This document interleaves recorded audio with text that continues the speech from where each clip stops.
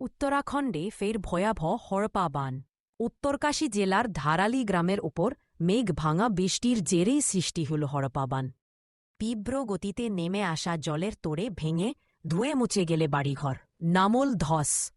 হড়পা বানের কাদা পাথর ও জলের স্রোতে তলিয়ে গিয়েছেন অনেকে। ঘটনায় কমপক্ষে 4 জনের মৃত্যু হয়েছে বলে খবর। খোঁজ মিলছে না অন্তত 5 জনের। পর্যটকের ক্যামেরায় ধরা পড়েল সেই ভয়াবহ হড়পা বানের দৃশ্য।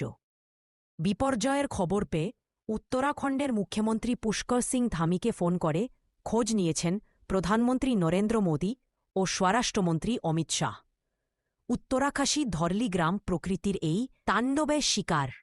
হড়পা বানের জলের তোড়ে ধুয়ে মুছে সাফ একাংশ। কাদামাটির স্রোতে তলিয়ে গিয়েছে গ্রামের অন্য দিক। বহু মানুষ সেখানে আটকে পড়ার আশঙ্কা তৈরি হয়েছে। খবর পেয়ে